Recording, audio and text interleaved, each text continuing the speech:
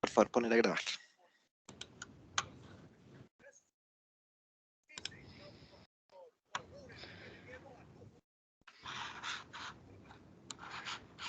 Ahí creo que ya están viendo.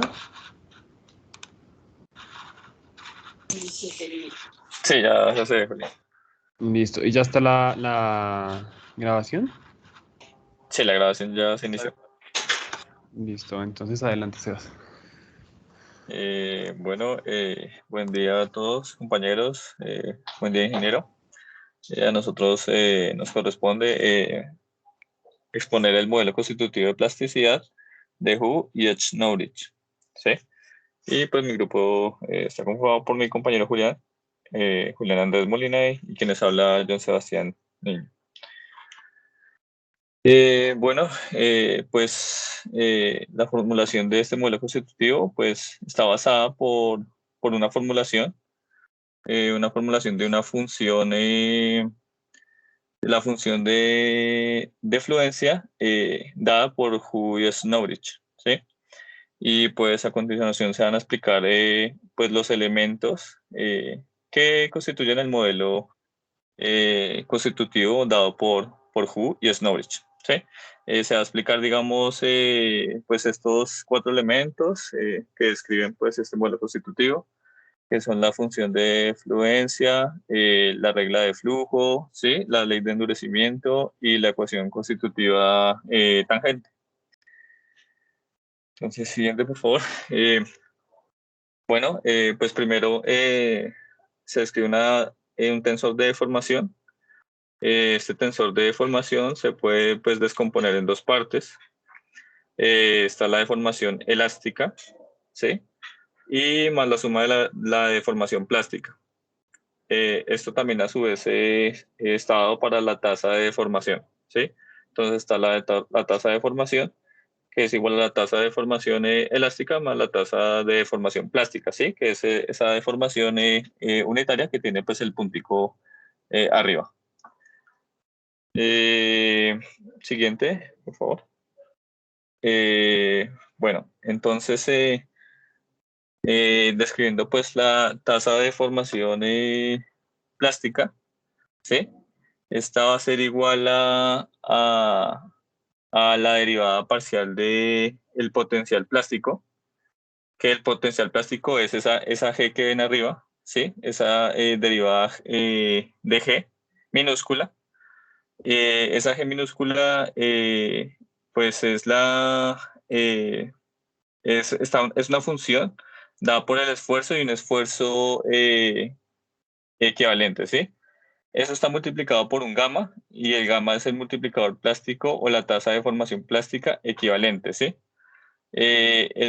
Cuando el gamma es mayor que cero es porque presenta una deformación plástica, ¿sí? Pues debido a ese carácter irreversible cuando se deforma. Y esta regla de flujo también a su vez es igual a la derivada parcial de la variación de potencial, que ya es esa G mayúscula, pues a razón de la derivada de ese tensor de esfuerzos, ¿sí? Entonces, ya pues para entender, digamos, la función de flujo plástico es igual a ese G, que el G es la variación del potencial plástico, que es a su vez función del tensor de esfuerzos, menos menos un tensor de esfuerzos equivalente, ¿sí? Que es ese sigma gorrito. Y esto es igual a cero. ¿Listo? La función de fluencia está determinada, esta determina, ¿sí? Si una deformación es plástica, ¿sí? Entonces,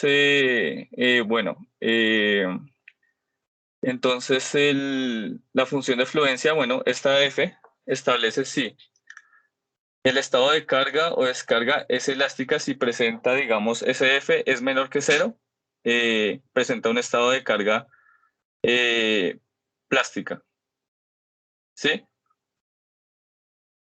Si, digamos, el F es igual a 0, ocurre un estado de carga plástico, ¿sí? Entonces, miren, si determina, digamos, si el criterio de falla del material en función del estado de esfuerzos menos el sigma gorrito en función del sigma gorrito P, que es el tensor de esfuerzos plástico, es menor que 0, eso equivale a un estado de carga o descarga elástica.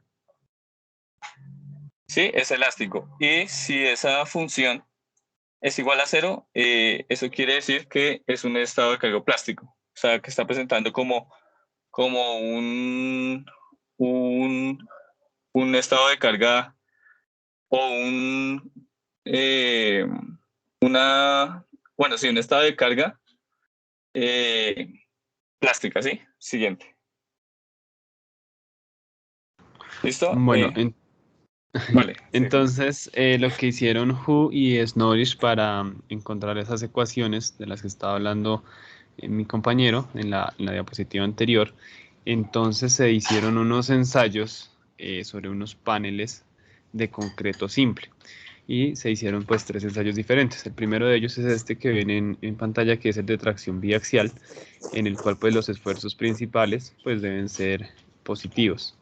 Y se encontró aquí la función f, que es la que se utiliza en la función de fluencia que estábamos viendo.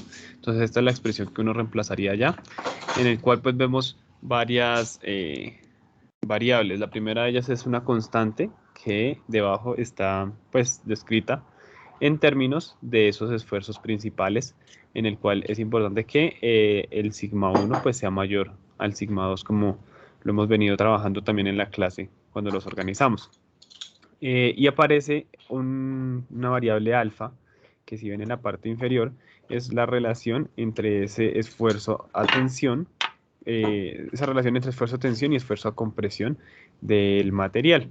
Y aparece algo que también vimos hace ya un tiempo en la clase, que es el del esfuerzo octaédrico, que es este que está aquí de la raíz de 2 tercios, y la raíz de pues el primer esfuerzo principal al cuadrado, el segundo al cuadrado y la resta de la multiplicación de ellos dos. Y también aparece aquí el sigma medio, que es 1/3 de la suma de estos dos. Entonces, estas son las expresiones que salieron del primer ensayo de atracción biaxial. Posteriormente viene aquí el de tracción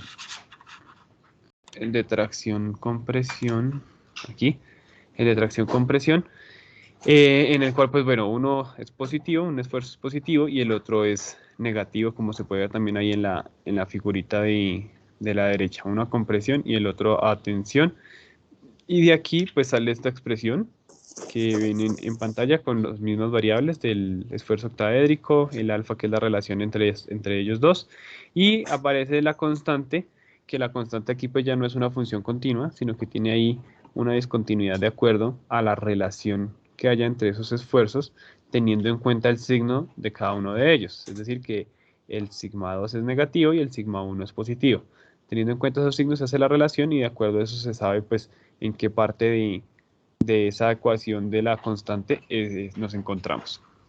Y el último ensayo que se hizo sobre esos paneles es el de compresión biaxial, en el cual pues ya entra a considerarse un ablandamiento del material durante la etapa plástica. Aquí entonces los dos esfuerzos son negativos y se tiene lo mismo aquí la expresión más la constante. Y es importante ver que aparece también una variable allá diferente que es beta, la cual pues tiene un valor constante. Y también importante, nuevamente, organizar los esfuerzos, siendo sigma 1 el mayor. Bueno, entonces ya digamos esta función de fluencia de Hughes Knowledge, bueno, ya la escrita por el compañero, aparece también el tensor de esfuerzos equivalente, ¿sí? Que pues estaba por esta expresión, el cual está el módulo de elasticidad inicial, el tensor de deformación unitaria equivalente, que es ese, el gorrito, ¿sí? Dividido por esos factores, ¿sí?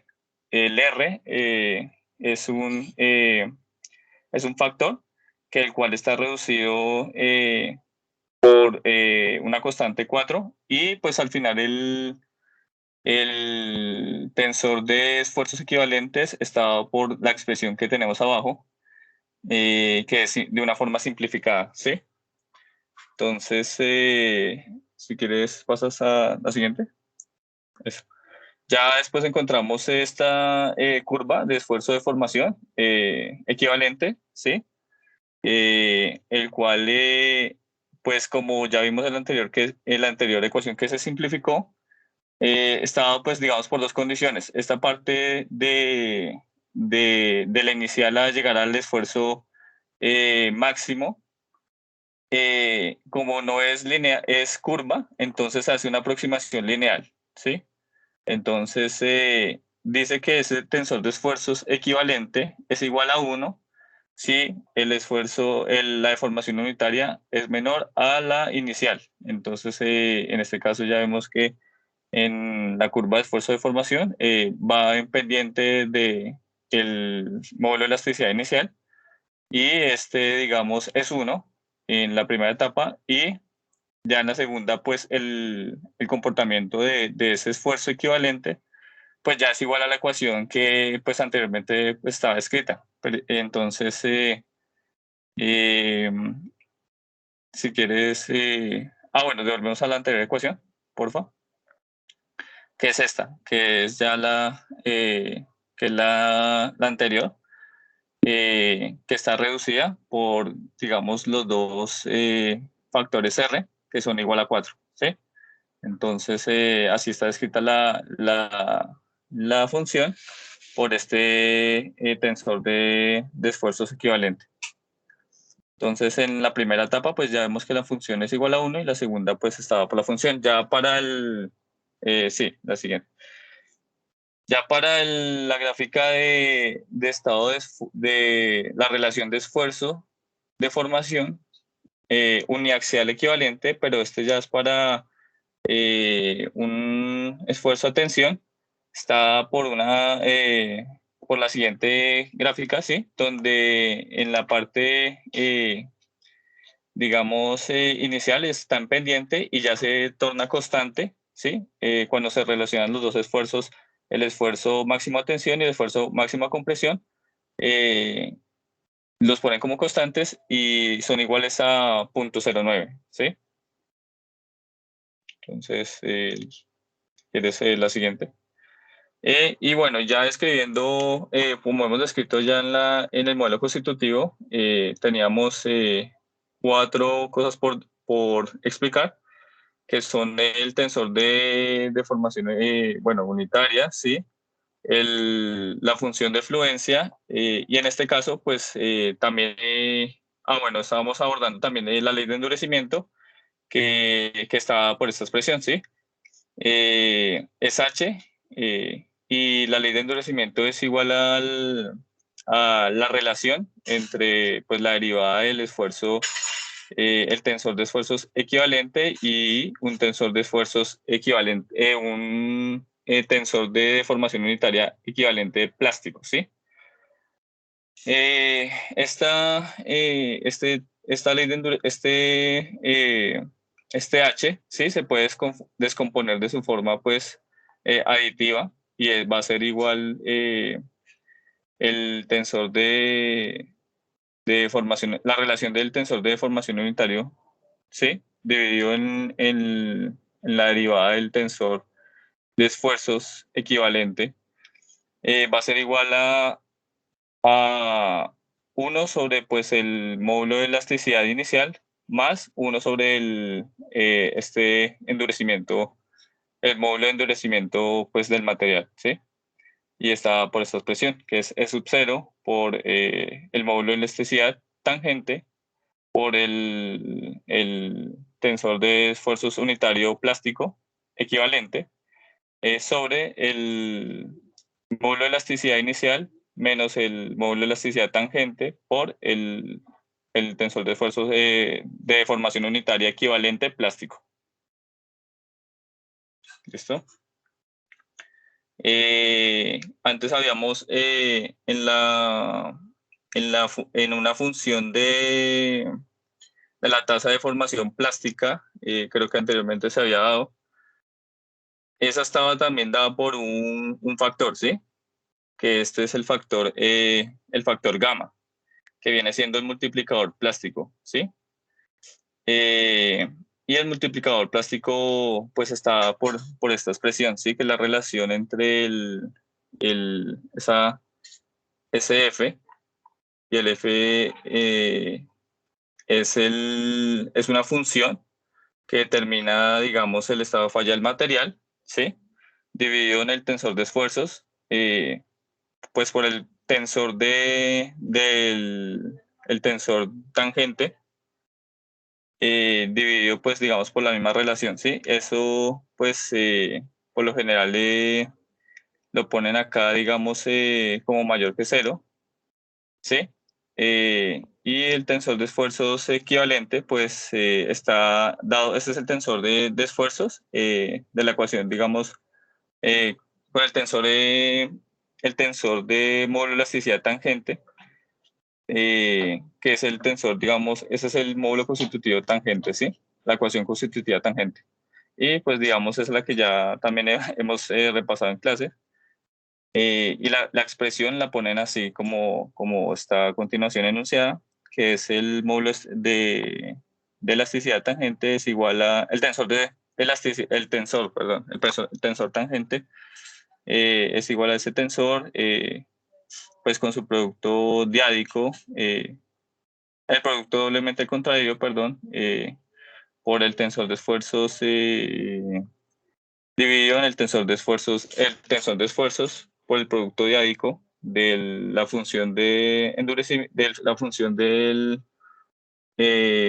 falla del material por el producto doblemente contraído del tensor, ¿sí? Bueno, ahí está la expresión y digamos, está de esa forma, ¿sí? Entonces, si quieres por la siguiente.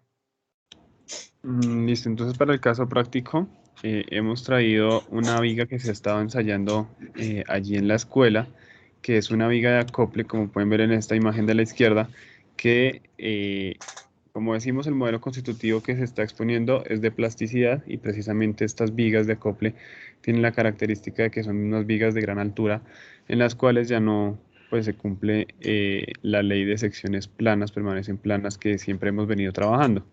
Entonces son unas vigas en las cuales ya esa elasticidad se pierde y hemos traído este primer ensayo que se hizo en el cual vemos que en la zona de compresión viene como esa tendencia lineal que veíamos en esta primera gráfica que se aproxima a una parte inicial lineal y que luego ya genera una curva, que inclusive este comportamiento se parece mucho al que pusieron la semana pasada unos compañeros en lo de Hognestad, Kenny Park, pues tiende a aparecerse esta forma cuando está sometido a compresión.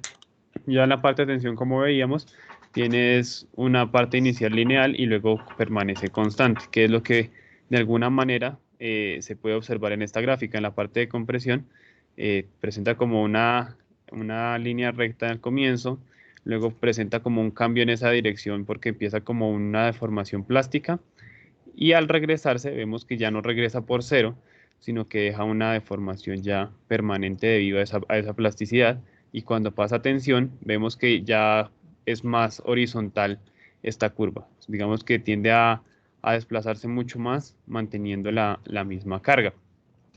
Y finalmente, aquí en la imagen de la parte derecha, vemos la falla que se tuvo en esta viga de acople. Entonces este era el caso que queríamos exponerles para mostrar sobre todo que muchos modelos presentan solamente el comportamiento del material en una de las dos zonas, pero que teniendo en cuenta la plasticidad, pues lo presenta tanto cuando el material está sometido a compresión como cuando está a tensión, ya que son diferentes estos comportamientos en elementos de concreto. Y listo, estas son las referencias. La referencia que utilizamos, una tesis de la Universidad Nacional. Y muchas gracias por su atención.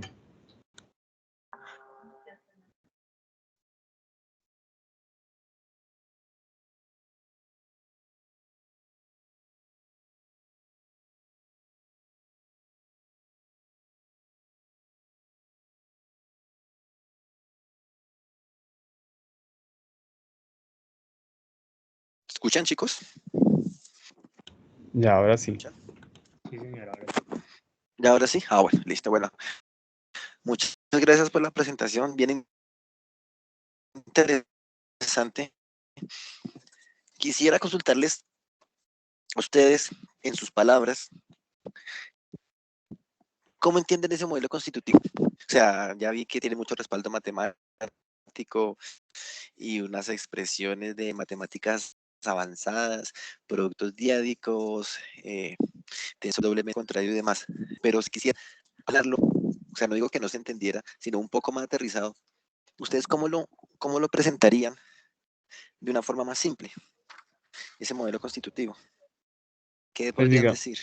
digamos que la parte simple estuvo ya cuando lo estuvimos analizando con el ejemplo, que realmente no, el modelo no lo conocíamos, pero cuando empezamos a verlo, que tiene un comportamiento, digamos que dan una gráfica para cuando está con presión y otra tensión, pues como que empecé a recordar esos ensayos porque la gráfica tendía a parecerse. Entonces, pues así fue como lo entendimos ya, que en la parte de compresión, pues tiende a ser algo muy conocido realmente, pero que ellos ya estudian lo que es la parte a tensión de este material, que pues sabemos que siempre el concreto trabaja menos en tensión, ¿no? Pero ellos ya se tomaron como el trabajo de explicar precisamente un comportamiento a tensión que creo que no existe en otros modelos o no es tan conocido.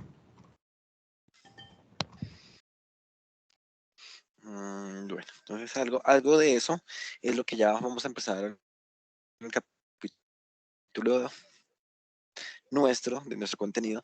Pero ¿por qué lo pregunto? Porque a veces, y ya lo digo por experiencia propia, estamos tan metidos en un tema y de una forma tan técnica, que nos piden explicarlo de una forma como para, digamos, para salirnos de ese contexto técnico, de explicarlo para un auditorio diferente y se nos dificulta mucho. Sí, particularmente esta semana estaba haciendo una presentación y me pasó exactamente lo mismo. Me decían, en 3 minutos explique qué un determinado tema. Pero entonces nosotros estamos utilizando demasiados términos técnicos, ¿sí? No es que esté mal, ¿no? Obviamente depende del auditorio, pero a veces digamos que eso nos ayuda bueno, o el explicarlo más bien de una forma más sencilla, nos ayuda a tener como el conocimiento completo de la temática. Yo por eso les pregunto, porque digamos que no digo que esté mal, obviamente ahí tienen mucho respaldo, están hablando de unos modelos, unas relaciones constitutivas donde incluso se partieron de ensayos biaxiales que digamos que no son muy fácil de lograr, ¿sí? Como los que nos mostraron. Más adelante vamos a hacer referencia a ese tipo de ensayos. Cómo establecieron unas reglas de flujo y demás, que también vamos a ver más adelante, digamos, si se adelantaron un poco, vamos a ver más adelante en qué consisten, ¿sí? Dentro de nuestros modelos constitutivos. Y todo eso qué significa. Pero básicamente ustedes saben que toda esa cantidad de ecuaciones, esos modelos matemáticos que estamos generando, lo que queremos hacer es como idealizar el comportamiento de unos materiales. Básicamente es eso. Y que los materiales, no todos los materiales tienen el mismo comportamiento, ¿cierto? Hay unos que son frágiles, otros que son dúctiles. Entonces, en estos modelos constitutivos se quiere representar ese comportamiento dentro de todo el desarrollo de estados de carga y descarga y una posterior recarga, ¿cierto? Como siempre lo hemos dicho. Que el modelo más fácil es el elástico lineal, muy seguramente. Más fácil desde el punto de vista analítico porque ya se ha desarrollado y demás, ¿cierto? Ya se tiene calibrado. Pero digamos que eso es solamente una parte como tal del comportamiento real del sistema, porque ya cuando le aportamos unas características de inelasticidad, de plasticidad, de los modelos que hemos visto, o incluso a veces solamente con el mismo modelo donde se le incluyen parámetros térmicos, ya empieza a cambiar su comportamiento. Entonces, a eso es lo que yo voy. No solo que nos pongamos a hablar de matemáticas, a recitar un poco de ecuaciones, sí, obviamente, toda la consulta es muy válida, ¿sí? Sino que también tengamos siempre claro el concepto de lo que estamos haciendo. No nos desviamos de eso, porque digamos que toda la demás información se encuentra en los libros, pero pues necesitamos es contextualizarla a lo que es nuestro quehacer desde la ingeniería civil. Sí, aquí es un punto, o cómo decirlo, es una rama de la ingeniería civil donde estamos hablando, como les dije en la primera clase, temas muy abstractos, ¿sí? Pero que la idea siempre va a ser que lo ubiquemos dentro de nuestro contexto. O sea, ¿quién va a pensar que un concreto, que están unos maestros fundiendo por allá con palas y demás, tiene tanto respaldo matemático, ¿cierto? Ese comportamiento tiene tanto respaldo matemático. Sí, ingeniero, y otra Entonces, cosa que quería ahí mencionar con respecto a lo que decía es que precisamente por eso se desarrolló este modelo. Es ellos pensando en que obviamente los materiales tienen comportamientos diferentes, pero que el acero está pues caracterizado por su ductilidad. Ellos con esto quisieron demostrar en la zona plástica que el concreto, pues aunque es frágil, tiene allí una pequeña zona de ductilidad que le permite deformarse un poquito más antes de la falla, que no es así como tan frágil, sino quisieron demostrar un poquito de esa ductilidad en la zona plástica con este material. perfecto. Sí, todo eso es lo que, o sea, es que incluso el concreto, bueno, los materiales, después de que lleguen, lo que vamos a empezar a ver hoy con los criterios de fallo del material, es hasta el momento nos hemos preocupado por una relación de esfuerzo-formación que tiene un punto límite, ¿cierto? Que lo podemos llamar fluencia. ¿Qué pasa cuando se supera esa fluencia? Entonces, este modelo de plasticidad me pareció pertinente mostrarlo porque es que después de esa fluencia, como todos los modelos son idealizados, o me puedo mantener, como puede ser un material dúctil, o puedo endurecer, ¿cierto? Como material con poca ductilidad, pero que tenga una zona de endurecimiento, o puede decaer el concreto. O sea, por favor, me corrige y cuando vea y tal.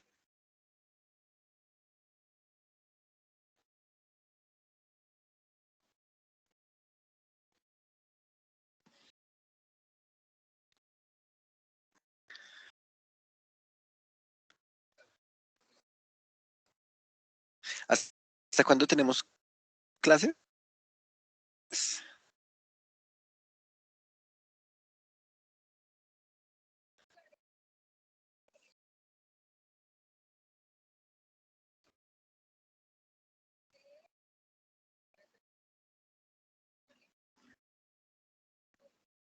Ya, chicos. Qué pena, ingeniero, puede repetir, es que no se le escuchó bien. Creo que hasta el 1 de diciembre, si no me fallan las Hasta el cuentas. primero, sí. Sí, 1 de diciembre.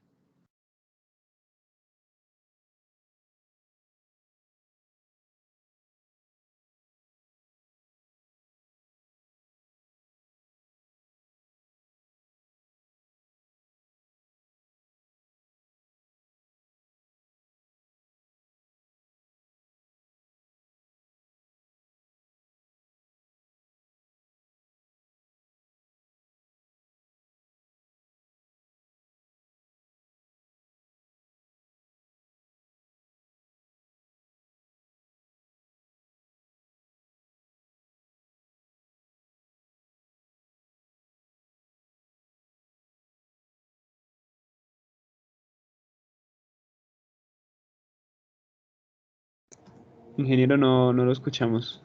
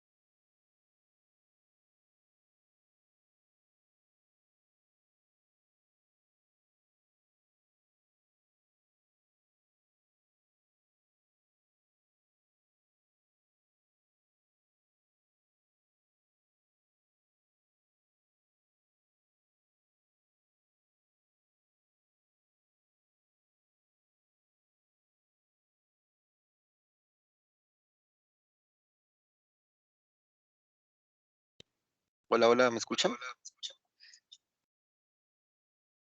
Sí, señor, ahí lo escuchamos. Bueno, aquí tocó hacer maromas porque poner el sonido desde el teléfono.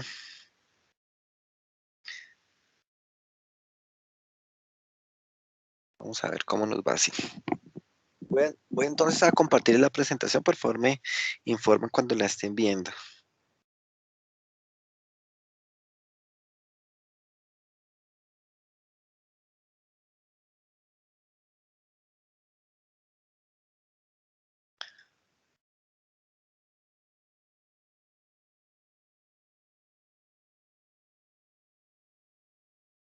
Listo, ingeniero, ya se ve.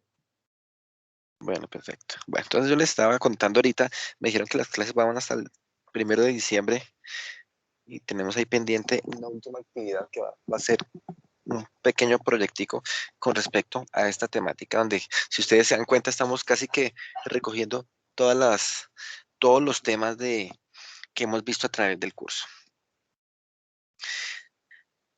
Dentro de los criterios de fallo del material, aquí estamos hablando es nuevamente un modelo constitutivo, ¿cierto? Un modelo constitutivo donde estamos relacionando, por un lado, esfuerzos y deformaciones, pero, como les dije hace un rato, aquí queremos ver es qué ocurre cuando pasamos un estado de condición elástica, ¿cierto? O un determinado límite. Acá en particular estamos marcando un límite que sea de tensión en la parte superior y un límite de compresión aquí en la parte inferior, ¿sí? Esto lo podemos representar acá, digamos, si proyectamos en cuanto a nuestros esfuerzos, digamos que lo podemos ver acá, ¿sí? Un sigma UT, un menos sigma UC, un esfuerzo a tensión, un esfuerzo a compresión, pues que aquí lo estamos representando, ¿sí? Donde nos dice cuál es el rango de trabajo, de esfuerzos de nuestro material, ¿sí? Después de, digamos, esos son nuestros valores máximos de esfuerzos. Después de allí, bueno, no digo que necesariamente tienen que ser máximos, sino nuestros puntos de control, porque de allí, si voy por ablandamiento, entonces voy hacia abajo, pero si voy por endurecimiento, voy hacia arriba. Entonces, por eso digo que no necesariamente deben de ser máximos. Entonces, este criterio de fallo como tal establece el límite que voy a marcarles de comportamiento elástico y el inicio de fluencia en materiales dúctiles o de fractura en materiales frágiles, ¿sí? Por medio de estados de esfuerzo de formaciones, generalmente se asocian a estados de esfuerzos, generalmente. Y esos límites son obtenidos a partir de ensayos unidimensionales, que son los que conocemos que son más fáciles de establecer. Por eso dije que esos ensayos biaxiales que nos presentaron hace un rato, pues son ya un poco más o de mayor elaboración a nivel de laboratorio. Pero no es que no se hagan, solo que pues, no son convencionales.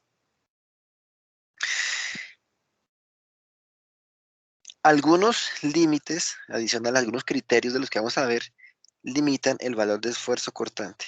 Aquí estamos hablando de un estado de axial, ¿sí? Ya sea de tensión o compresión, pero en algunos casos vamos a estar hablando de esfuerzo cortante y acá lo que queremos representar es que tenemos este intervalo de esfuerzos de trabajo, ¿sí? Entonces, por eso, si supusiéramos que es el concreto,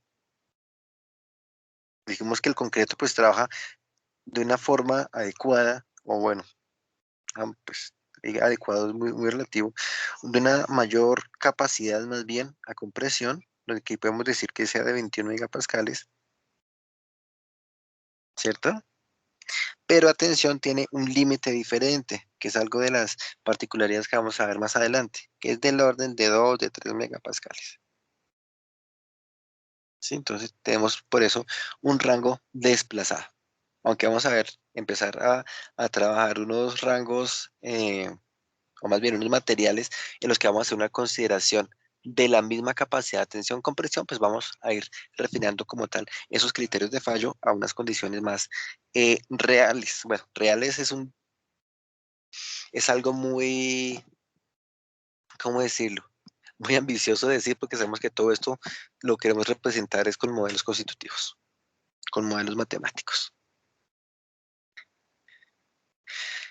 Entonces, nuestro primer criterio de fallo que vamos a ver es el criterio de esfuerzo normal máximo. Pregunta, ¿ustedes vieron algo de criterio de falla en mecánica de materiales? ¿O no lo recuerdan?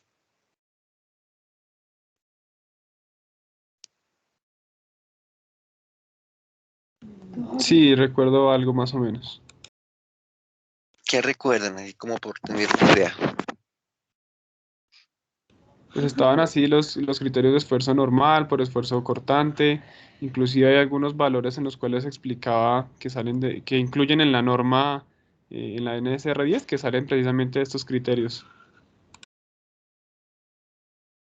En la norma que aparecen estos criterios, Pues en uno de los criterios, es que ahorita no recuerdo muy bien, hay un valor que allá, digamos que cuando el profesor lo mostraba, me acuerdo que salía un valor y que luego él nos dio como el literal allí en la norma, pero es que ahorita no recuerdo exactamente con cuál era.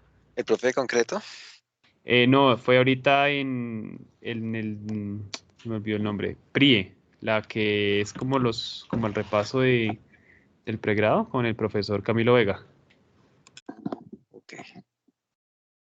Bueno, entonces, pues es que se me hace raro porque pues que es que la norma es como, traen, no traen como mucha explicación, solo algunas expresiones que es lo que único que dicen es utilícese para hacer el diseño y demás, ¿sí?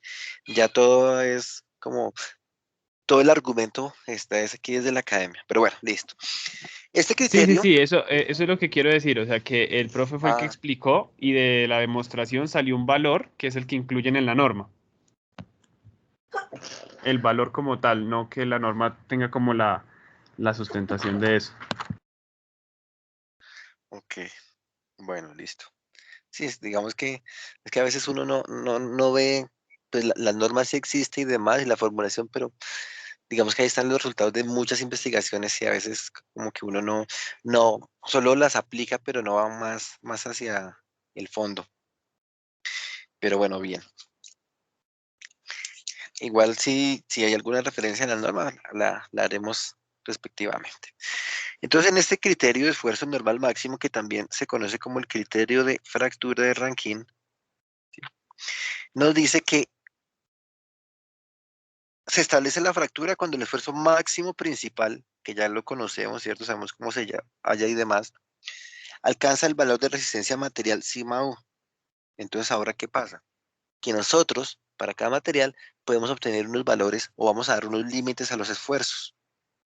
Antes, pues, estamos haciendo unos ejercicios donde teníamos un estado de esfuerzos, teníamos un tensor de esfuerzos y lo transformábamos en uno o en otro sistema de coordenadas e incluso íbamos a buscar el sistema de esfuerzos principales, ¿sí? Y nos daban unos valores. No sabíamos si esos valores eran o no eran admisibles. Ahora, pero estás diciendo, listo, esos valores van a ser admisibles, pero dentro de determinado rango. Acá nuestro límite se va a llamar sigma U. Atención, ¿sí?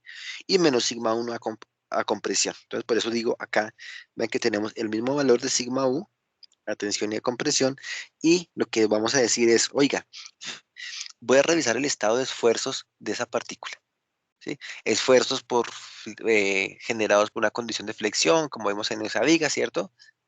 Por cortante, una condición mixta, obtengo los esfuerzos principales y miro a ver si esos esfuerzos están superando o no están superando sigma U.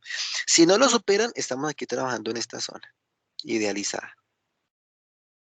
El problema es qué pasa si lo llegan a superar, ¿cierto? O si consideramos que se supera, ¿no? Porque físicamente es difícil que se supere.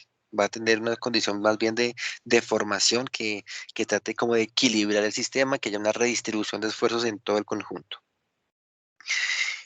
Y si estamos diciendo que esta figura de la izquierda viene de un estado uniaxial, ¿sí? Entonces, para una condición de trabajo biaxial, donde tengo un esfuerzo, de hecho aquí estamos simplificándolo a un caso plano, este sigma U voy a tenerlo aquí en este eje vertical para el esfuerzo 2, sigma U voy a tenerlo en el eje horizontal para el esfuerzo 1, me va a generar un dominio elástico. que está dado por el borde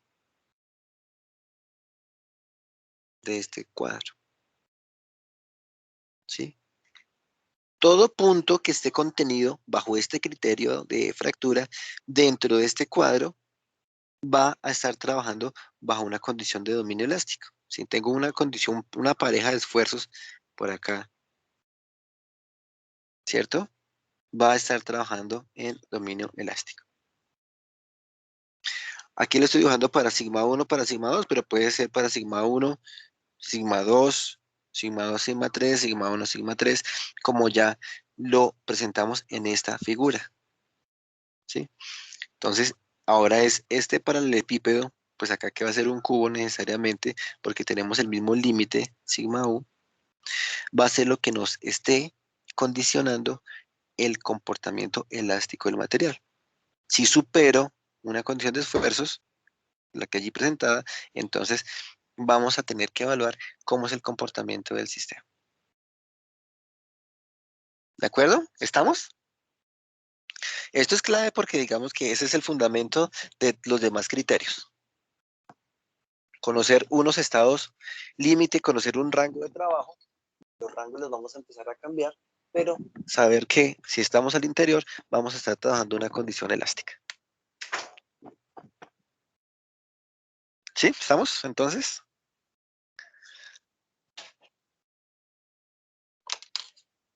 ¿Sí me están escuchando? Sí, señor, sí se escucha. Ok, listo. Entonces, este es nuestro primer criterio de fractura de Rankine. Tenemos otro criterio, que es el criterio de fluencia de Tresca, que también se conoce como el criterio de cortante máximo. Generalmente, en los cursos de pregrado en mecánica de materiales, a veces se llega a hablar de Rankine y de Tresca, a veces. Incluso el siguiente que también se puede llegar a mencionar. Y aquí también estamos diciendo que vamos a tener unos valores, bueno, acá estamos representándolo como es de fluencia, le estamos representando como sigma y, ¿sí? Y que para una condición de esfuerzos, bueno, sigma y tanto a tensión y a compresión, ¿cierto? Y para una condición de esfuerzos, vean que el sigma y es el límite para un esfuerzo principal 2, es el límite para un esfuerzo principal 1, pero la diferencia, a diferencia de Rankine, es que aquí ya yo no voy a completar este cuadro, sino que me dice, oiga, váyase por esta trayectoria. Si usted está contenido dentro de esta figura, que es un hexágono irregular, ¿cierto? Si su condición de esfuerzos está dentro de este dominio elástico, va a tener una condición de elasticidad, o sea, recuperación. ¿Y qué ocurre? Pues vean que ahora la figura, cuando yo tengo una condición de esfuerzos, ¿se acuerda cómo se llama esta condición de esfuerzos? Cuando sigma 1 es igual a sigma 2 igual a sigma 3.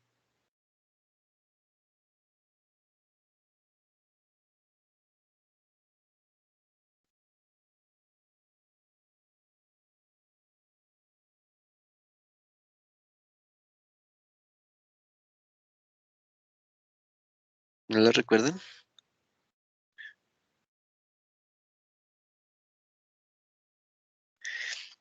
Una condición hidrostática de esfuerzos, ¿no? Cuando tengo los tres esfuerzos iguales. Una condición esférica. ¿Sí la recuerdan? Que todo tensor se puede expresar como una componente esférica y una componente desviadora.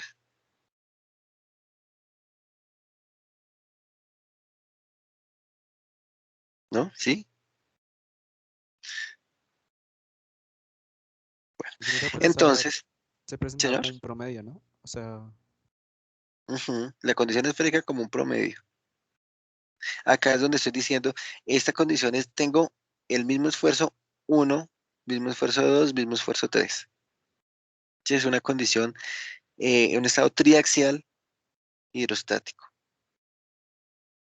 Y acá, pues estamos diciendo que esa línea O más bien esa condición es esta línea que está acá. ¿Sí? O sea, prácticamente que lo vamos por acá. Y esto se puede representar, acá tengo mis valores de fluencia, ¿cierto? Que lo podemos representar por medio de esta expresión.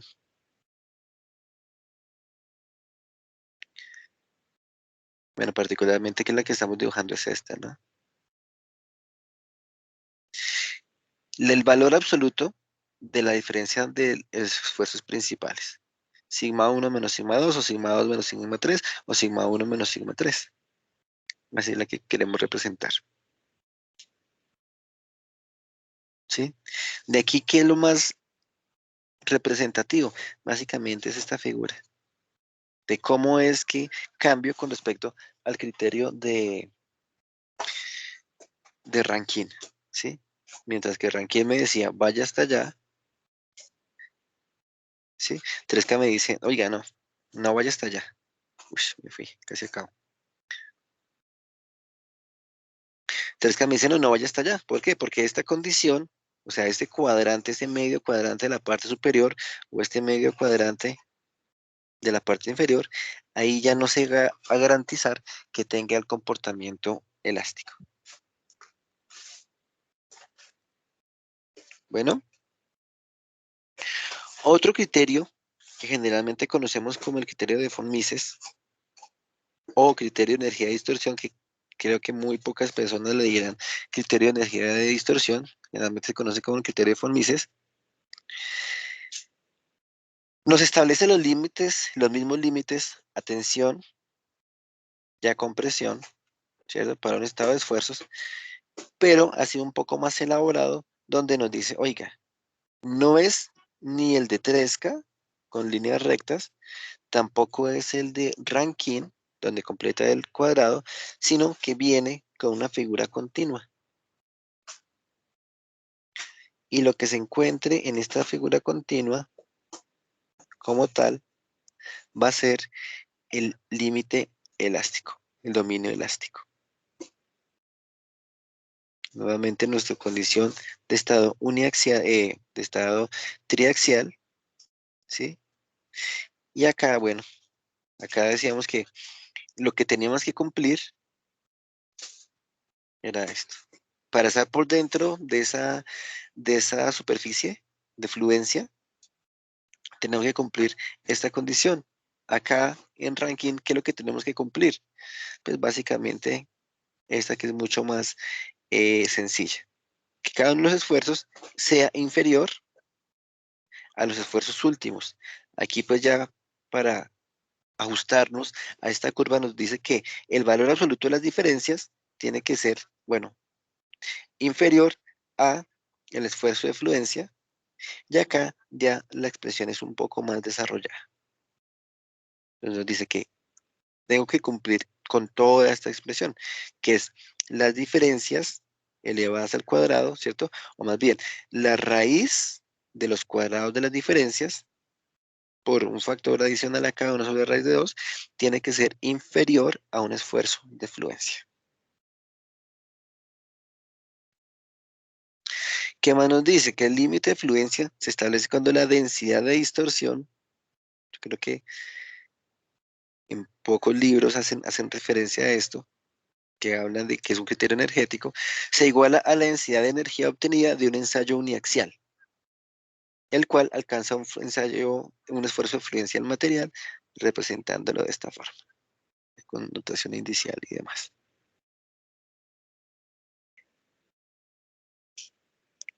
Esto también se puede ver desde el punto de vista del criterio de esfuerzo cortante o tradérico máximo,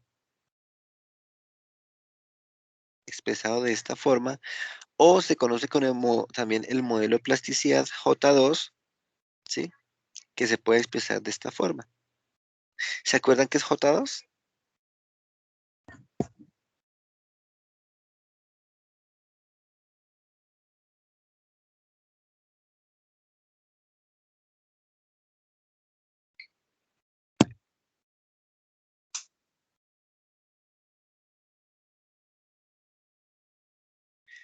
¿No se acuerdan?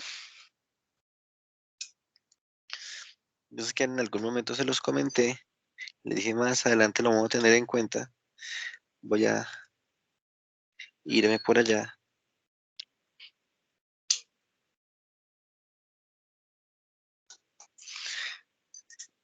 Cuando vimos esfuerzos, vimos invariantes de esfuerzos. Acá tenemos deformaciones.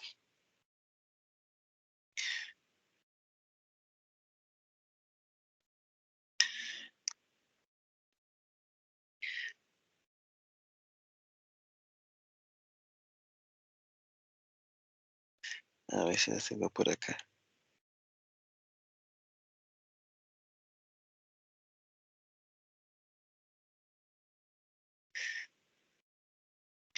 Vean acá el esfuerzo octaédrico,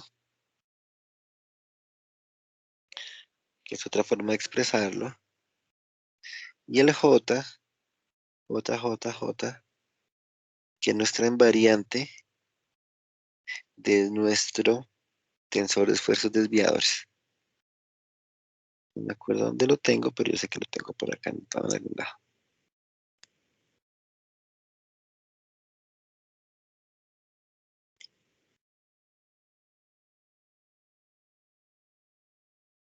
Bueno, ustedes conocen cómo se calculan las invariantes, y 1, y 2, y 3.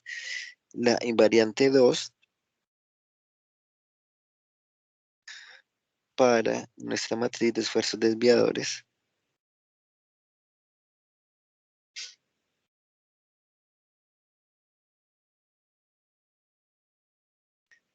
¿Dónde la tengo? ¿Dónde la tengo? ¿Dónde la tengo?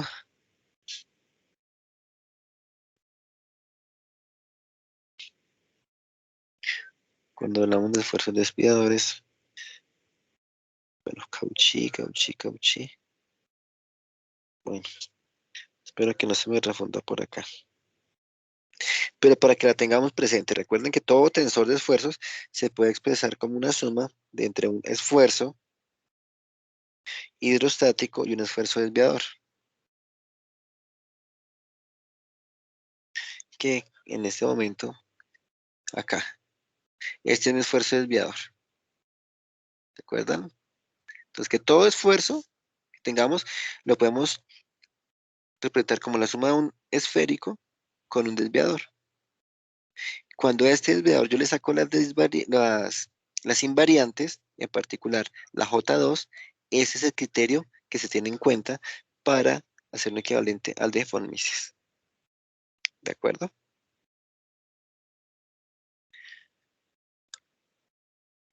Modelos constitutivos. Estamos acá.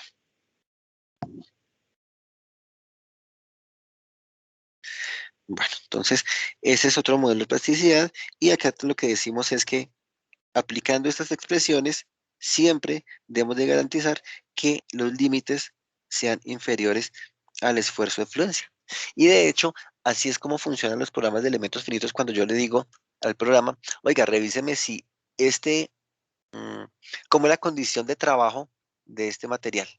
¿Sí? Entonces yo tengo una viga, no sé, se me ocurre, una viga simplemente apoyada,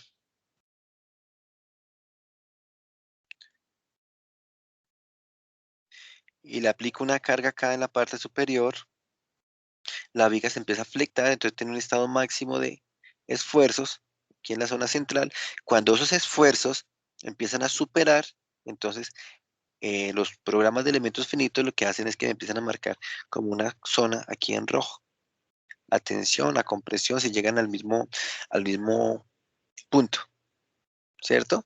Entonces ahí es cuando empieza a decir, ah, bueno, se excedió la capacidad del material. ¿Por qué? Porque es que ya todos, bueno, sí, todos los programas de elementos finitos, me atrevería a decir, tienen incluidos pues estos criterios de falla del material. Entonces, si se exceden, el programa ya genera una alarma, particularmente allá lo demuestra como un color, donde dice se está excediendo el estado de esfuerzos. Entonces allá lo que hace es que llega, coge cada partícula, bueno, cada elemento finito, ¿cierto? Muy discreto, establece su estado de esfuerzos, con eso eh, implícitamente llega, calcula esfuerzos principales, y con esos esfuerzos principales llega y compara contra una condición de estas. Cuando ya se establece que se superan estos criterios, pues nos manda la alerta como un rojo, como un índice de sobreesfuerzo. ¿De acuerdo?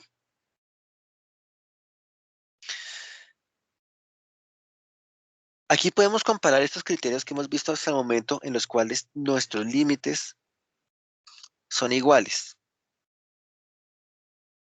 Entonces nos dice que el de Rankine viene hasta acá, hasta el extremo. ¿Sí? El de Tresca viene por acá por una línea recta, mientras que el de von Mises viene por acá por una curva. ¿Cuál consideran ustedes que es más conservador?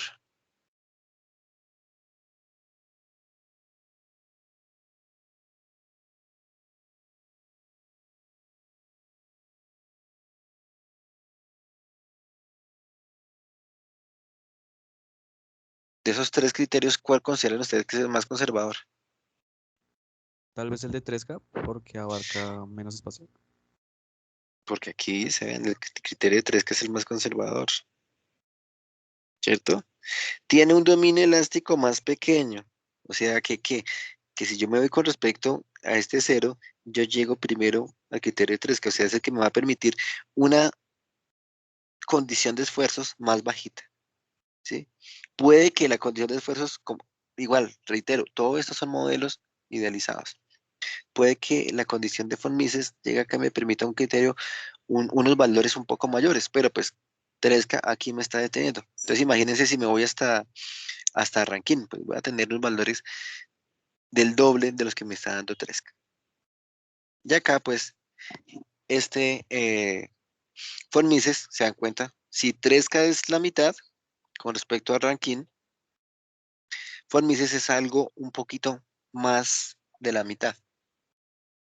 Y es un valor que ya ahorita vamos a ver y que es bueno tener como referencia. El dominio elástico de von Mises es mayor que el dominio de criterio Rankine, acá en esta zona, ¿sí? Acá, von Mises es mayor que el de Rankine, cuando los esfuerzos principales son del mismo signo, y sustancialmente menor cuando los esfuerzos principales son de signos contrarios. Eso sí es importante. Acaba Rankine, ven que acaba von Mises, pero cuando tengo doble eh, axial, atención, o doble axial de compresión, pues estamos saliéndonos de sus límites. Pero pues vean que estamos respetando como tal esas intersecciones. En un estado de esfuerzo uniaxial, el comienzo de fluencia coincide para los tres criterios de fallo o corresponde a sigma 1, sigma 2. O sea, para todas las condiciones tenemos estos mismos límites. Pero vean que teniendo esos límites podemos llegar por diferentes trayectorias. ¿Sí? Cualquiera que sea de esas superficies, la estamos respetando, ¿sí? Pero hay una condición dentro del comportamiento de cómo llego de punto a punto. ¿Estamos? Entonces, esta zona también me parece importante tenerlo en cuenta. ¿Qué es lo que pasa acá?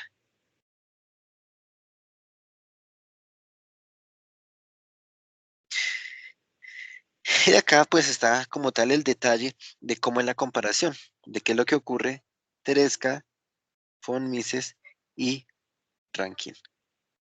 ¿Sí? La mayor diferencia de criterios se observa en el estado de esfuerzo de cortante puro, o sea, cuando me voy aquí por una diagonal, donde sigma 1 y sigma 2 corresponden a T, a tau y menos tau, lo que hicimos por allá en uno de los talleres que desarrollamos. El comienzo de fluencia inicia cuando tau igual a sigma y en el criterio de Rankine, o cuando tau es igual a sigma y sobre raíz de 3 en von Mises, o cuando tau es igual a sigma y medios en el criterio 3, que sea como quien dice en esta trayectoria. ¿Cuánto me da 1 sobre raíz de 3?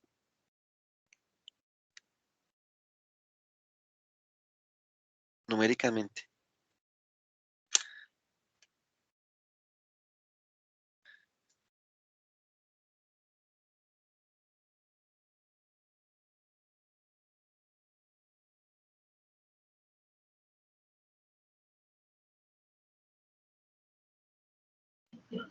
Punto 58. 58. 0.577 creo que era, Sí, sí. algo así. 577. Sí. 0.577, 0,58 redondeando, ¿sí? Esto generalmente se aproxima a 0.60. Y aquí lo que nos está diciendo, ¿no? Ojo, la mayor diferencia de criterios de fallo anterior se observa en el estado de esfuerzo cortante puro. Esfuerzo cortante puro, ¿sí? O sea, acá cuando nos venimos por esta trayectoria, esa es la mayor diferencia. Por eso cuando ustedes que son diseñadores de estructuras, particularmente cuando tenemos criterios de diseño de estructuras metálicas, allá nos incluyen un valor de 0.6 en las ecuaciones. No estoy hablando de factores de reducción, ¿no? Que esos van aparte. Se nos dice, si estamos trabajando por corte, acá tenemos, incluyámosle un valor de 0.6 correspondiente a este criterio de von Mises, ¿sí? Es el que generalmente tiene mayor aceptación, ¿sí? Correspondiente a esta misma curva ya generada por el modelo, ¿de acuerdo? Entonces, por eso dije, voy aquí con 0.5, voy aquí 0.58, prácticamente 0.6 para von Mises, y Rankine, pues voy hasta 1 porque voy hasta el máximo esfuerzo que sería en este caso sigma y. 3 que voy a la mitad de sigma y 0.6, 0.58 en el criterio de von Mises.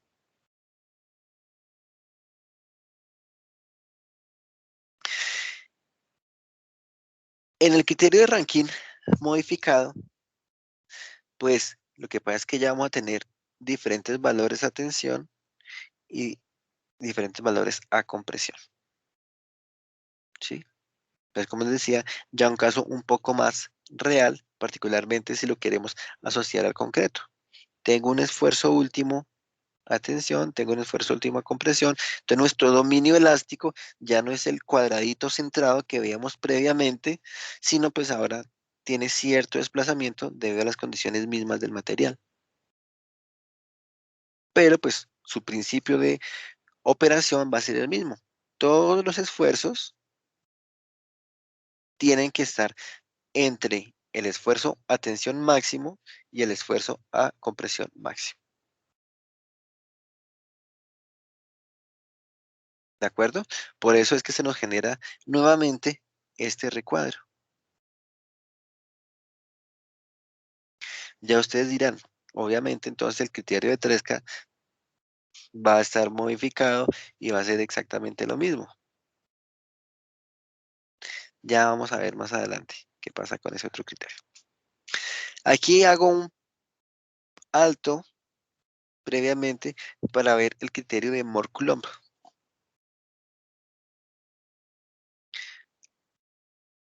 ¿Les es familiar ese criterio de Mohr-Coulomb?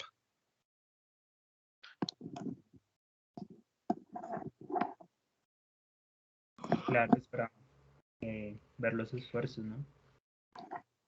¿En dónde utilizaban el criterio de Mohr-Coulomb? En suelos. En suelos. ¿Listo?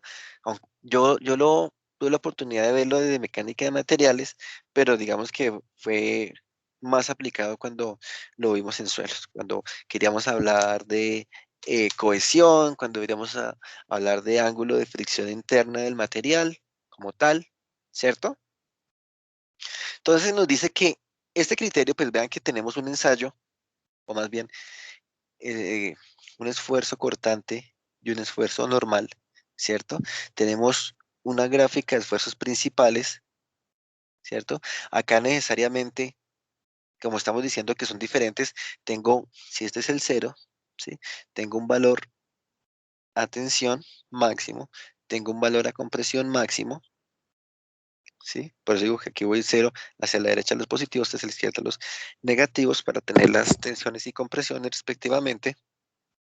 Y me dice, oiga, usted puede unir lo que pasa con esas líneas, con esos criterios máximos de tensión-compresión obtenidos a partir de ensayos uniaxiales por medio de una envolvente, que se conoce como la envolvente de falla, que esa envolvente es simétrica por encima o por debajo, ¿no? ¿Sí? Y con esa envolvente yo puedo definir unos parámetros adicionales, que por eso digo que lo tenemos en cuenta en suelos, el ángulo de fricción interna, la cohesión del material como tal, pero que dentro de esa envolvente, digamos, es la que nos va a dar los límites de comportamiento del material, ¿sí? Entonces, por eso es que aquí yo tengo una línea punteada con una condición de esfuerzos cualquiera, ¿cierto? Donde tengo un sigma 1, tengo un sigma 2, ¿cierto? Donde no me puedo salir de esa envolvente.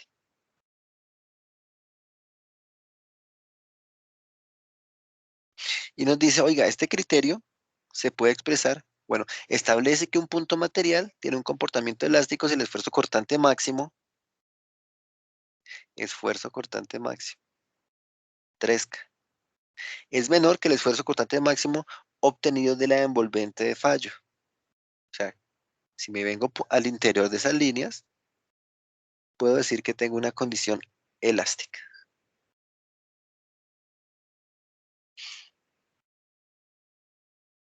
¿De acuerdo? Y esta envolvente de fallo a partir de ensayos uniaxiales de tensión-compresión y va a estar dada por esta expresión. Esa es la envolvente.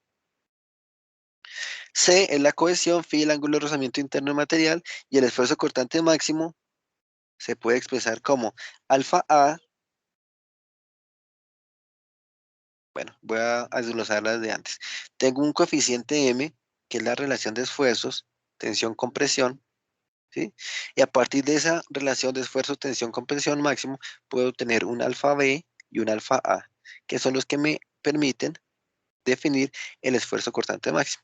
Alfa A por el esfuerzo último menos un medio de alfa B por la suma de esfuerzos principales. Y ahora pues me toca es validar si esto se cumple. Nuevamente aquí está el alfa A, que ya sabemos que es alfa B. Si esto se cumple, vamos a estar en una condición elástica. Tiene valor absoluto porque va por arriba o va por abajo. Si no se cumple, quiere decir que ya estamos por fuera de el principio de elasticidad.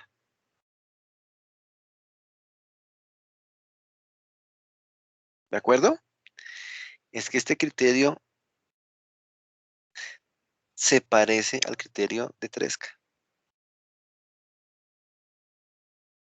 O se puede decir que es como el criterio de Tresca para una condición de esfuerzos desiguales de tensión-compresión. Entonces, este criterio de Mohr-Coulomb, mientras que yo tengo Rankine y Rankine modificado, para iguales esfuerzos de tensión y compresión, tengo análogamente el criterio de Tedesca y el criterio de Mohr-Coulomb. Aquí puedo decir que si para el criterio de Mohr-Coulomb tengo el mismo valor, o sea, si M es 1, ¿cierto? Mismo valor de tensión y compresión, pues todo esto nos va a quedar reducido al criterio de Tresca. ¿Sí? ¿De acuerdo?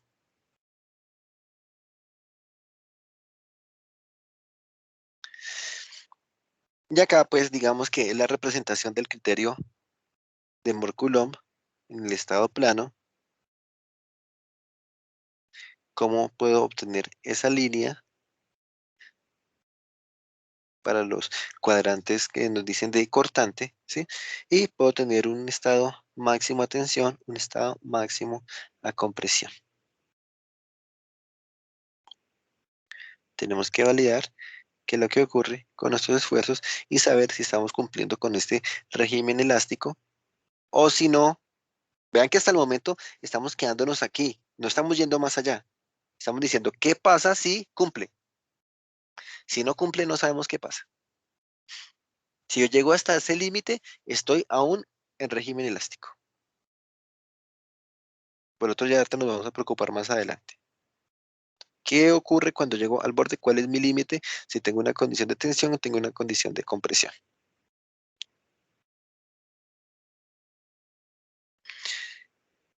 Y vean que es una, mientras en los criterios donde tengo igual condición de esfuerzo, tensión, compresión, este volumen es continuo, ¿cierto? No se cierra. Acá tengo un punto, o sea, es la representación básicamente de esta envolvente en un espacio, en un caso espacial, ¿sí? Tengo un punto de inicio y de allí empieza a proyectarse qué es lo que ocurre con el criterio de falla, con un esfuerzo normal máximo. Y de la misma forma, tenemos el criterio de Drucker-Prager como una extensión del criterio de von Mises, que nos dice como una generalización del criterio de von Mises, donde nuevamente tenemos diferentes valores de tensión y compresión. Entonces tenemos un coeficiente alfa, ¿sí? Que a su vez depende de m, ¿cierto? Que es la misma relación de tensión-compresión. Entonces ahí yo puedo obtener el alfa, puedo conocer mi sigma máximo de Drucker-Prager como 2m por el sigma ut, ¿cierto? De tensión, lo puedo conocer. Y este sigma de Drucker-Prager yo lo puedo expresar de esta forma. Aquí nuevamente, si son iguales, este criterio se me reduce al criterio de von Mises. El primer invariante del tensor de esfuerzos y el segundo invariante del tensor de esfuerzos desviadores, J2, son los que me sirven para establecer este Drucker-Prager. Son formas alternas de obtenerlos. Ya pues hay muchos programas que calculan esos esfuerzos por medio de esas invariantes y demás. ¿Sí? Ya, pero ustedes también los conocen y podrían estar en capacidad de calcularlos de forma numérica.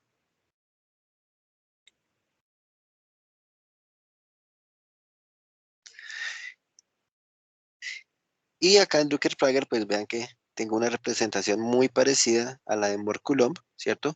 Con un punto de inicio y una proyección, entre comillas, infinita, ¿cierto? De ese criterio de falla para el caso espacial. ¿Estamos? ¿Alguna pregunta?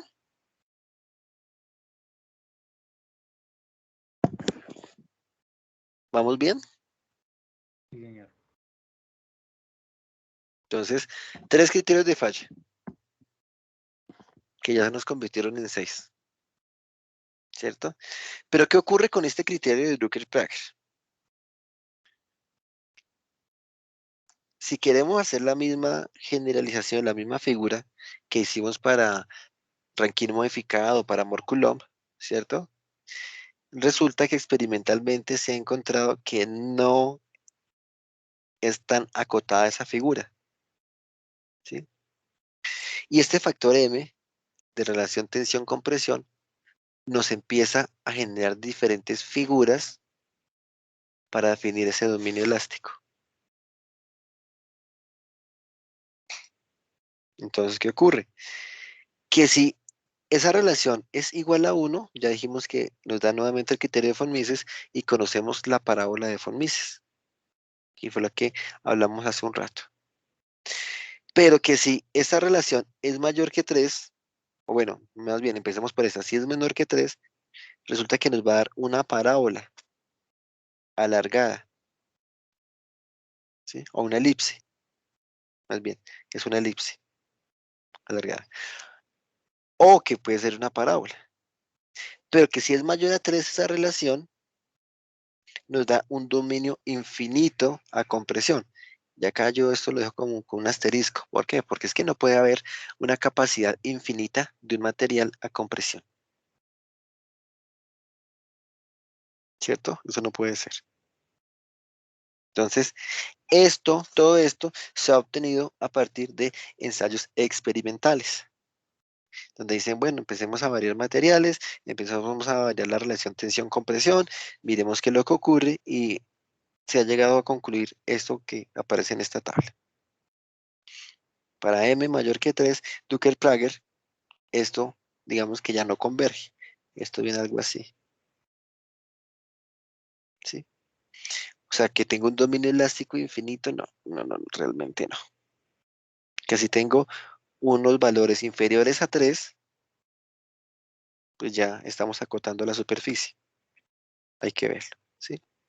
Entonces, para eso, así como sus compañeros nos lo dijeron, se han hecho unos ensayos biaxiales para tratar de controlar qué es lo que ocurre con ese criterio de Drucker-Plager, ¿sí? Entonces, eh, ellos nos mostraron unas condiciones de ensayo.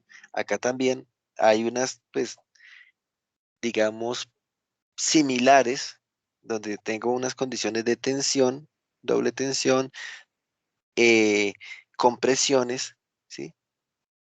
Y acá tenemos unos valores diferentes.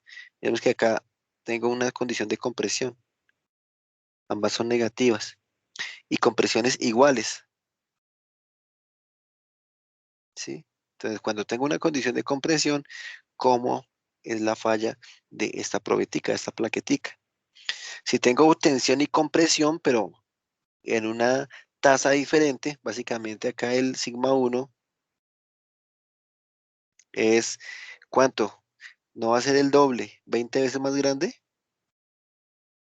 Pues casi que me da un ensayo a tensión. O sea, aquí estoy jalando y aquí comprimiendo un poquito. Entonces, pues tengo una falla de esta forma, ¿sí?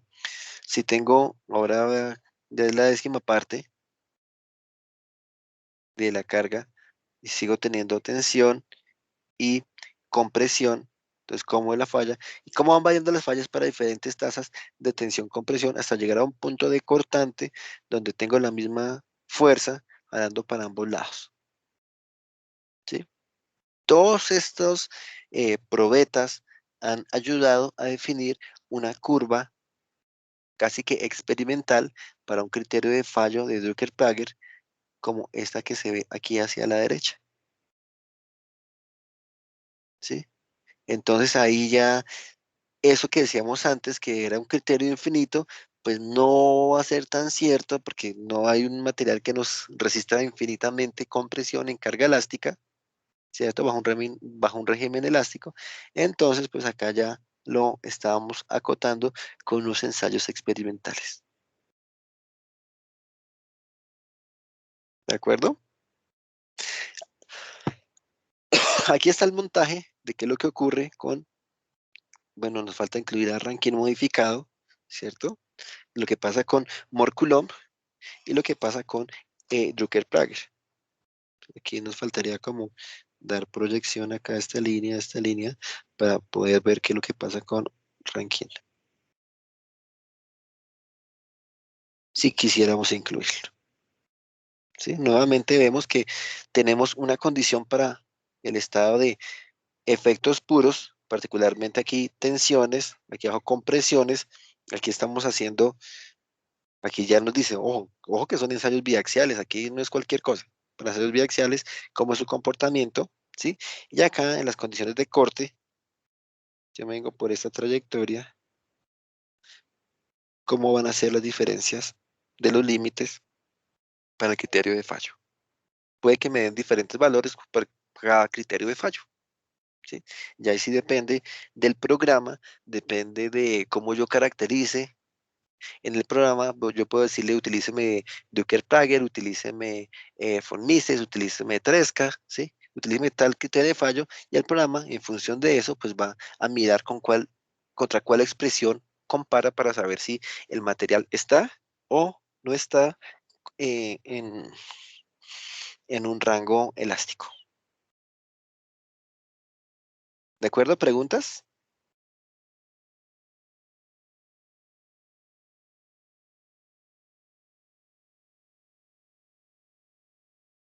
¿No hay preguntas?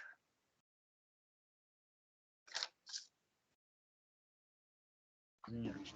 No, ingeniero. O sea, ¿está lo suficientemente enredado? ¿O se entiende? ¿O se entiende la idea de lo que estamos haciendo? Es como Ya parte y parte. alguna vez ya evaluamos esfuerzos, ya sabemos cómo se evalúa un esfuerzo, ahora lo que nos toca es compararlos. comparados de esfuerzos contra ciertos valores. Entonces, si mi criterio de comparación es uno o es el otro, entonces yo tengo que establecer esos valores. Como ya son unos cálculos numéricos en función de eso. Bueno, eso en cuanto a los criterios de fallo, que me parece importante que lo tengan claro.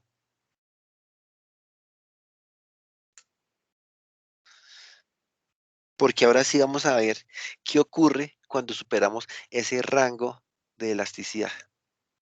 Y uno de los casos probables, pues, es este de plasticidad, que es, digamos, de las formas, ¿cómo decirlo?, más prácticas para poder llegar a obtener un comportamiento post-fluencia.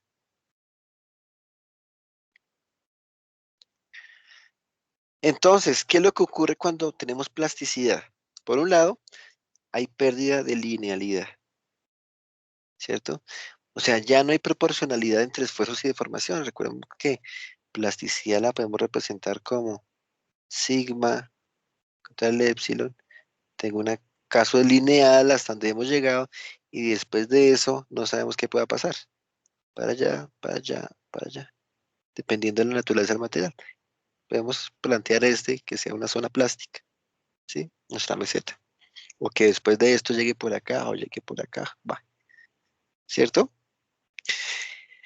No hay proporcionalidad entre esfuerzos y deformaciones. Y el concepto de deformación plástica permanente se genera en un proceso de carga, las cuales no se recuperan durante el proceso de descarga, deformación plástica, ¿cierto? Entonces ya hemos dicho que tenemos por acá una trayectoria donde si ya supero este límite, sea por donde sea, voy a ir por acá y descargo, pues ya me vengo, es por otra trayectoria, bien sea paralela, ¿sí? Y si ahora recargo, esto estaba tensionado, recarga con presión, pues vengo es por allá, ¿sí? Hasta cierto punto donde siga cargando, si llega a un límite, y después ya me devuelvo por acá. Puede ser. Y una forma muy lúdica, digo yo, muy didáctica para aprender o más bien este comportamiento de la plasticidad, es que hablemos nosotros de los modelos reológicos. ¿Qué es como tal, una representación idealizada de modelos mecánicos?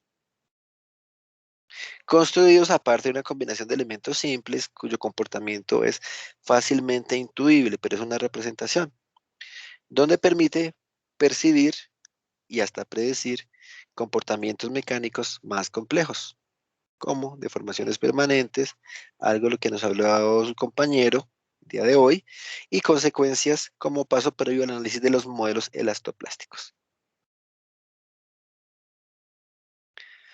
Entonces, nuestro primer modelo reológico que vamos a ver, creo yo, la clase de hoy, es el modelo elástico de un resorte, un modelo de elasticidad como tal. Y por eso digo que es un comportamiento fácilmente intuible, ¿cierto? Ese modelo reológico viene definido por un resorte de constante E, caso unidimensional. Vamos a empezar por ahí, caso unidimensional, donde se establece que existe una proporcionalidad entre tensión y la deformación, tanto en carga como descarga, siendo la constante E el factor de proporcionalidad. Entonces, recordemos cómo es que se comporta un resorte. Tengo una característica como tal de rigidez, y si yo le aplico una fuerza, ¿cierto? Esto es la ley de Hooke, condición uniaxial, ¿cierto? Si yo le aplico una fuerza a este resorte, voy a obtener una deformación, que es esta. Ahí están mis puntos de control. Entre más fuerza yo le aplique, voy a tener una mayor deformación. Y eso lo representamos con esta gráfica, fuerza, desplazamiento, ¿sí? No hablemos de deformación acá, hablemos más bien de desplazamiento, siendo la pendiente de esa gráfica esta rigidez del resorte. Que si cambiamos la rigidez del resorte, puedo tener un resorte más rígido o un resorte menos rígido, pero como tal, el principio de comportamiento va a ser el mismo, ¿cierto? Puedo tener para una fuerza mayores o menores desplazamientos en función de esa rigidez. Ahora, entonces, si nosotros decimos, yo asocio las fuerzas a esfuerzos y asocio los desplazamientos a las deformaciones unitarias, entonces, ¿qué pasa? Vuelvo con mi modelo reológico donde digo, oiga, para este material, la rigidez, vamos a decir que es el módulo de elasticidad. Si aplico un esfuerzo, voy a tener unas deformaciones unitarias. Y aquí básicamente por analogía podemos construir esta expresión. Y es nuestro modelo constitutivo unidimensional básico que conocemos, ¿cierto? Unos esfuerzos relacionados directamente de forma proporcional con las deformaciones por medio de el módulo de elasticidad uniaxial del material. Estamos hasta ahí, ¿cierto?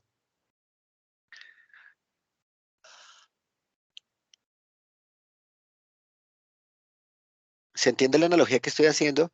Desde esto del resorte hasta esto del material.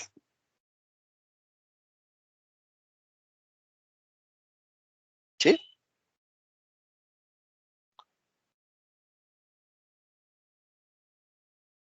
¿O no? ¿Siguen allí?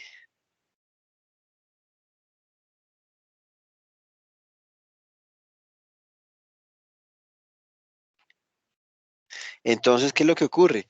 Que si yo incremento fuerzas, esfuerzos, pues voy a incrementar deformaciones. Si devuelvo o si descargo, pues vuelvo aquí a cero. Si ahora no tengo unos esfuerzos, atención, sino a compresión, obviamente dependiendo del recorrido de mi resorte que estamos modelando ahí, pues voy a venir acá.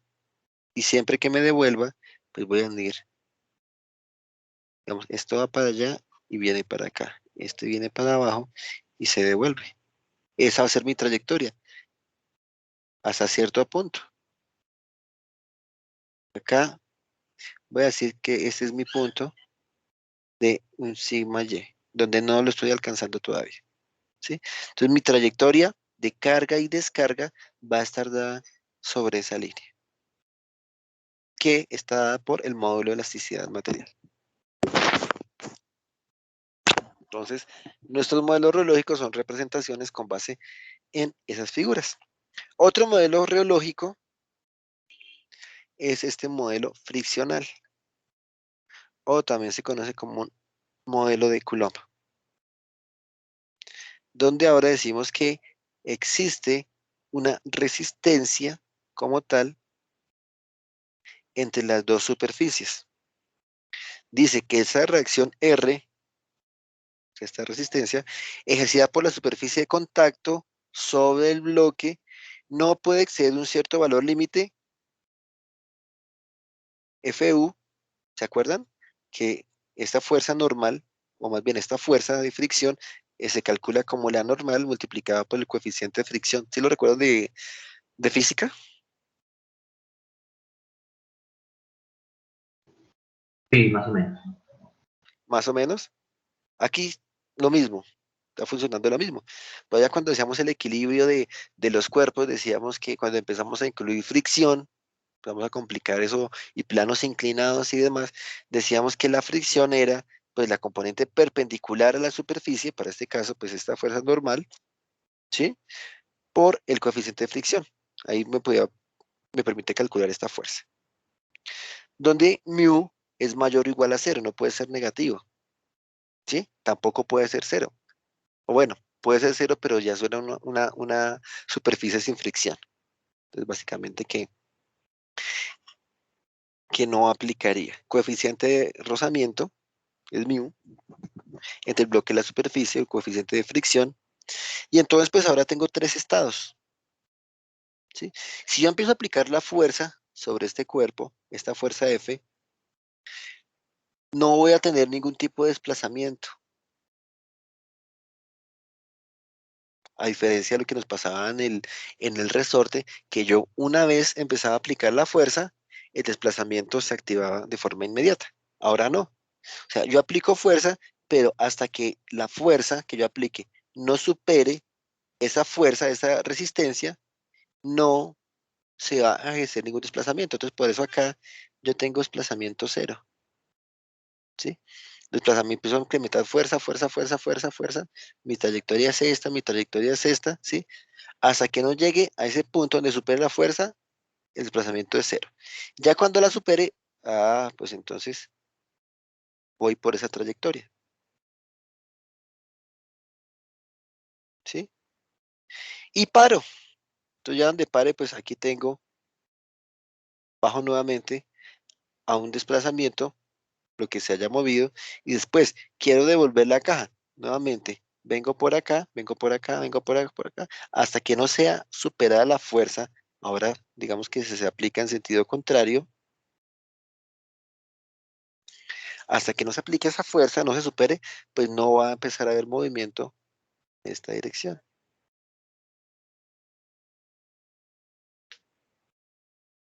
¿cierto? Entonces, ese es como tal nuestro modelo mecánico, lo que hacíamos nosotros en física. Ahora, pues si lo pasamos a esfuerzos, pues ¿qué ocurre? Que yo voy a tener un material con cierta restricción, ¿sí? Bueno, acá, antes de pasarme ese modelo, acá tengo algo más de las fuerzas que me dice si la fuerza está en valor absoluto, porque la fuerza puede ir para un lado o para el otro, ¿cierto? Es inferior a la fuerza de fricción, la restricción que me está haciendo acá esta es R, ¿cierto? Si es inferior, pues el desplazamiento va a ser cero. Si es igual, empieza a haber movimiento,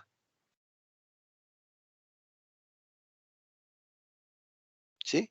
Pero este movimiento no puede ser indefinido, a no ser que la fuerza sea infinita, ¿cierto? Entonces va a haber un desplazamiento infinito. Va a durar lo que dure la aplicación de la fuerza. Y ahora sí, al modelarlo como nuestros materiales, yo puedo decir que tengo una condición de deformación, ¿cierto? Inicial, o 2 puntos más bien para el control de deformación. Tengo un material con unas características de fricción, ¿sí? Entonces digo, si este material que tiene unas características propias de fricción y yo le aplico un esfuerzo, ¿sí? Hasta que ese esfuerzo no sea superado, yo no voy a tener unas deformaciones permanentes. ¿De acuerdo? ¿Por qué digo que permanentes? Porque acá yo empecé a empujar la fuerza, ¿cierto? Empujar el cuerpo hasta que llegué a un delta. Voy a poner un delta E. Y llegué y me quedé con ese delta E, con esa deformación. Entonces acá no va a haber fuerza o no va a haber un esfuerzo, perdón, no va a haber unas deformaciones hasta que se supere ese sigma E. Cuando se supere sigma E, pues esas deformaciones van a dejar de ser cero y se va a acumular algo de deformación.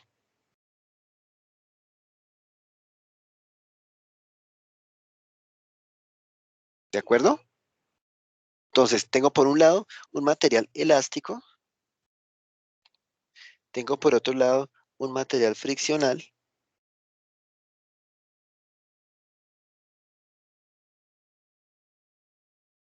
¿sí? Y en este modelo friccional, ¿qué es lo que va a ocurrir? Pues si estamos hablando que vamos a tener una condición de carga, descarga y recarga, entonces pues yo voy a empezar desde acá, desde mi punto cero, cero, ¿cierto? Cero esfuerzo, cero deformación, y empiezo a incrementar el esfuerzo. Entonces veamos que en esta primera rama, este esfuerzo aún no ha llegado a este sigma E, entonces por eso solo me permite incrementar el nivel de esfuerzo. No existe deformación. Después llego hasta este punto. Entonces, el incremento de esfuerzo es donde el sigma se iguala a este sigma E, esa restricción como tal del material friccional, ¿sí? Entonces empieza a haber incremento de deformaciones, incluso sin incrementar la carga. O sea, esto nos puede representar como la ductilidad del acero. ¿Cierto que sí? Donde llegué al punto de fluencia, bueno, ya sabemos que el acero pues viene por otra línea, que después vamos a ver cómo se le podemos representar. ¿Sí? Pero entonces, no incremento la carga, pero ya el cuerpo como tal cede, empieza a deformarse. Hasta un punto donde yo suspendo la carga o le bajo su intensidad, donde vuelve a ser un esfuerzo inferior a sigma E, entonces el proceso de descarga, donde empieza a bajar y vuelve a llegar a cero. Vuelvo hasta este punto. ¿Sí? Pero ya me quedan unas deformaciones remanentes, deformaciones permanentes, entonces aquí yo digo epsilon sub E. ¿Sí? Yo me quedé ya con esas deformaciones. Ahora empieza el proceso de recarga a compresión, digamos que si a este lado tengo las tensiones, a este lado tengo las compresiones, entonces empiezo mi proceso de recarga a compresión y nuevamente hasta que no llegue hasta un punto sigma E a compresión, pues entonces no voy a tener ningún tipo de deformaciones. Lo alcancé, por eso está en valor absoluto, entonces llego y empiezo a incrementar las deformaciones ya dependiendo de hasta qué magnitud yo le mantenga la carga, ¿no? Puede que yo venga hasta aquí hasta cero, ¿cierto? Y aquí me devuelva y repita el ciclo, o que necesariamente yo tenga la carga más tiempo y me venga hasta por acá. Puede ser. Después suba y según este modelo, pues obviamente no me voy a ir más allá, sino que puede que me venga por esta línea o incremente, deje más tiempo la carga y acá haga ciclos, ¿sí? Más grandes o más pequeños, ¿sí? Esto ocurre para el modelo friccional, mientras que en el modelo de Moore, pues ya sabemos que nos venimos es por esta línea. Carga, descarga, recarga, siempre nos estamos yendo por esta trayectoria. ¿Estamos? ¿Qué hora es? 8:57. Para nuestra próxima clase vamos a empezar a combinar nuestros modelos elásticos y friccionales, como es el caso del modelo elástico friccional. ¿Qué pasa cuando yo tengo unos materiales con ciertas características de elasticidad, con ciertas propiedades de fricción, ¿sí? Que realmente es lo que nos va a permitir hacer el análisis de los materiales, ¿sí? Hasta el momento, pues elástico, sí, lo hemos manejado. El modelo friccional de pronto no es tan común que lo hayamos manejado, pero ya nos permite como reconocer que el acero tiene parte de ese comportamiento, sobre todo para la zona de elasticidad, de donde supera la afluencia de plasticidad. Entonces, ¿cómo es que se pueden empezar a representar esos materiales? ¿Sí? Que para no correr con este modelo, por eso es que preferiría dejarlo para nuestra próxima sesión. Pero dense cuenta ustedes que a partir de los modelos reológicos, de comportamientos o de estudios de mecánicos, de elementos mecánicos, diría yo, que son de fácil interpretación, podemos llegar a obtener el comportamiento o asociar su comportamiento a lo que pasa con los materiales.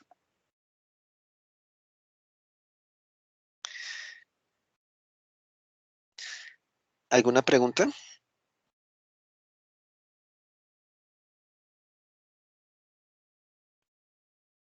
Ingeniero, sí, una pregunta. Usted nos comentó ahorita al inicio de la clase que íbamos a hacer como una especie de taller o actividad o algo así, pero creo que no nos mencionó cuál.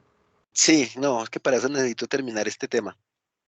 Ah, ok. Entonces, ya cuando, yo creo que ya la próxima clase, puede ser nuestra última clase, y dejamos el espacio una semanita, 2 semanitas para que puedan desarrollar esa actividad. Sí, pero digamos ya una vez terminemos el tema, sobre el mismo tema yo le voy diciendo cuál es el taller que vamos a desarrollar. Ah, ok, listo, perfecto. Muchas gracias, ingeniero. ¿Sí? Listo, es igual. Si la próxima clase yo no les digo cuál es la tarea, ahí sí recuérdenmelo porque estamos ahí con el tiempo ya contado apenas para alcanzar a evaluarlo y demás.